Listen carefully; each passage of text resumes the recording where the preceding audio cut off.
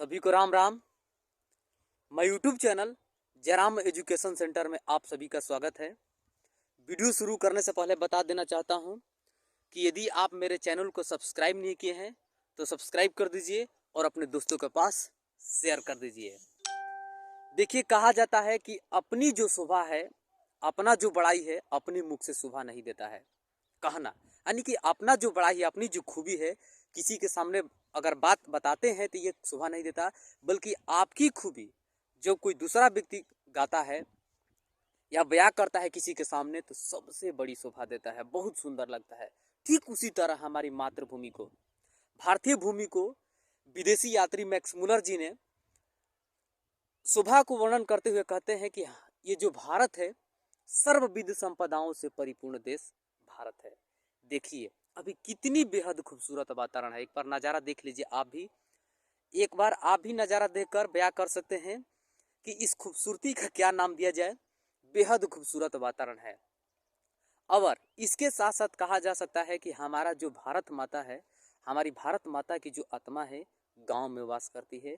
यह भी एक गांव का सीन है, हमारे गांव का गहोना पंचायत देवकुली का सीन है।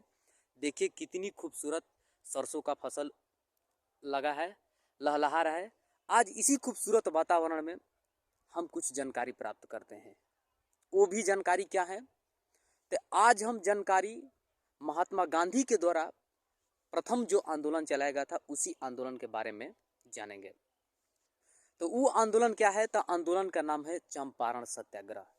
देखिए हमारा भारत अंग्रेजों का लगभग 200 वर्षों तक गुलाम था।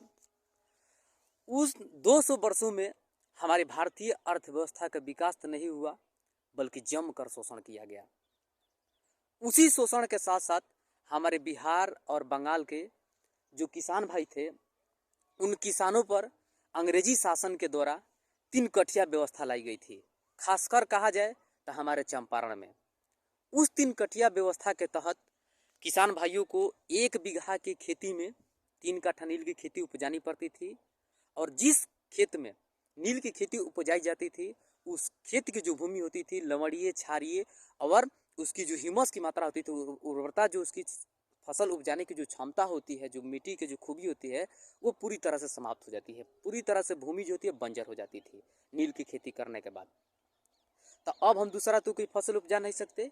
ऐसे कर कर अगर किसान कोई नहीं भी उपजाता था तो उसे बलाते, गोरो लोगों ने बलाते मार पीट कर खेती करवाते थे नील की। वो जो नील होता था फसल, वो पूरे विश्व में मांगता था। खूब अंग्रेजों ने जमकर कृषि करवाए और जमकर कमाया, दूसरे विदेशों में ले जाकर बेचा। इन्हीं सब समस्याओं को किसी ने संज्ञान नहीं ली। फिर क्या हुआ कि एक कांग्रेस पार्टी उभर कर आई और कांग्रेस के जगह जगह पर अधिवेशन हो रहा था। चंपारण के किसानों को पता चला कि कांग्रेस का जो अधिवेशन यानी कि सन 1916 में लखनऊ में अधिवेशन था, उसी अधिवेशन का पता चला किसी किसान को। उस किसान क्या थे, नाम भी जान जाइए, राजकुमार शुक्ल। उस किसान का नाम है चंपारण के राजकुमार शुक्ल। उन्हीं को पता चला कि कांग्रेस का अधिवेशन हो रहा है। कहाँ? तो लखनऊ में। उन्होंने वहाँ से गए और गांधी जी वहाँ भी पहुँचे। गांधी जी से उन्होंने अपनी बात बताई कि ऐसे ऐसे समस्या हैं जिसमें हमारा किसी भी तरह का अधिकार नहीं है, हमको जमकर शोषण करके कृषि कराया जाता है, जिससे हमारी फसलों की बर्बादी, भूमि की बर्बादी हो रहा है। गांधी जी ने उनकी समस्या सुनी। समस्या सुनने के बाद उन्होंने कहा कि हम आपके जो आग्रह है, आग्रह को स्वीकार करते हैं और हम आएंगे, उसके बाद हर समस्याओं का आपके समाप्त करेंगे। गांधी जी ने राजकुमार शुक्ल किसान की बातें मान ली। बात मानने के बाद उनको आग्रह कर दिए, कह दिए, स्वीकार मानते हुए कहा कि हम आएंगे और उस समस्या का समाधान और संज्ञान लेंगे। आपको हर चीज़, जो भी किसी भी तरह की कठिनाई हो, उसका हम समाधान करेंगे। फिर क्या हुआ, तो अधिवेशन समाप्त हुआ। गांधी जी वहाँ से आग्रह तो कर दिए थे, स्वीकार कर लिए थे उनके वचन को। गांधी जी आए। जब गांधी जी चंपारण पहुँचे तो लोग गांधी जी को अपने घर रखने से लिए सब डरने लगे। क्यों? इसलिए कि सोचते थे कि अगर गांधी जी को, क्योंकि गांधी जी से अंग्रेजों लोग बहुत डरते थे कि गांधी जी जिधर जाते थे आंदोलन या किसी भी तरह के उनके पीछे पीछे पूरा भीड़ हो जाता था। अगर ऐसा होता तो मान लीजिए कि किसी भी देश के अगर व्यक्ति, अगर हम किसी देश पर शासन कर रहे हैं, अगर देश के कोई भी प्रतिष्ठित व्यक्ति हो और उसके साथ में अगर किसी व्यक्ति का सहयोग मिल जाए तो हमारा जो शासन का जो एथी है क्रियाकलाप होगा धीमी पड़ जाएगी। तो जब भी गांधी जी के कोई साथ देता था तो डरता था। तो उसी तरह गांधी जी को रखने के लिए बहुत लोग हिचकते थे, डरते थे। किसी ने आश्रय देने से लिए बहुत डरते थे कि हमको मारने लगेंगे, पीटने लगेंगे। इन्हीं सब को देखते हुए गांधी जी को एक पेड़ के नीचे आश्रय दिया गया। पेड़ के आश्रय नीचे गांधी जी को मिला।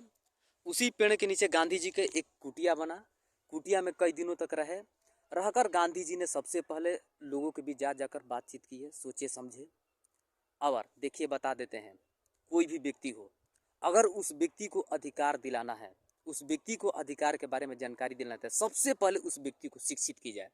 अगर कोई भी व्यक्ति, समाज के व्यक्ति शिक्षित हो जाएगा तो कभी भी अपने अधिकार से वंचित नहीं होगा। और उसके प्रति जो भी कोई भी व्यक्ति अगर विवाद कर रहा है, बात विवाद, तो उस व्यक्ति का चढ़ बढ़ कर क्या करेगा, सामना करेगा। उन्हीं सबको देखते हुए गांधी जी ने सबसे पहले चंपारण में 3 आश्रम की स्थापना की, बड़हारवा, भितिहारवा और मधुबन। 3 जगहों पर आश्रम की स्थापना की। उन आश्रम में पढ़ाने के लिए शिक्षक पुंडली जी के बुलाए, जो गुजरात के थे, उनके मानने वाले थनुमाई थे, उनके पक्ष थे, यानी कि उन्हीं के मानने वाले गांधी जी के थे, उनको बुलाए और एक आश्रम में, और खुद उन्हें पत्नी और गांधी जी मिलकर तीनों आश्रम चलाए और लोगों को शिक्षित करने लगे। धीरे धीरे शिक्षित करते करते हुए जब लोगों के बीच अब जानकारी हो गई, कोई भी व्यक्ति है, अगर हम भी जान जाएं कि हमारे साथ क्या हुआ है, चाहे क्या हो रहा है, अगर गलत हो रहा है तो उस गलत का क्या करेंगे, हम विरोध करेंगे। ठीक उसी तरह गांधी जी ने 3 आश्रम की स्थापना की। और जब लोग शिक्षित होने लगे, धीरे धीरे जानकारी प्राप्त हो गई, तो जमकर सब लोगों ने अंग्रेजों पर टूट पड़े, अंग्रेजी शासन पर टूट पड़े। अंग्रेजों के अब धीरे धीरे वर्चस्व जो हुआ समाप्त हुआ, और पूरी तरह से जो 3 कठिया व्यवस्था थी समाप्त हो गई। ये 3 कठिया व्यवस्था सब तो सन के बात कहा जाए तो सन 1917 की घटना है।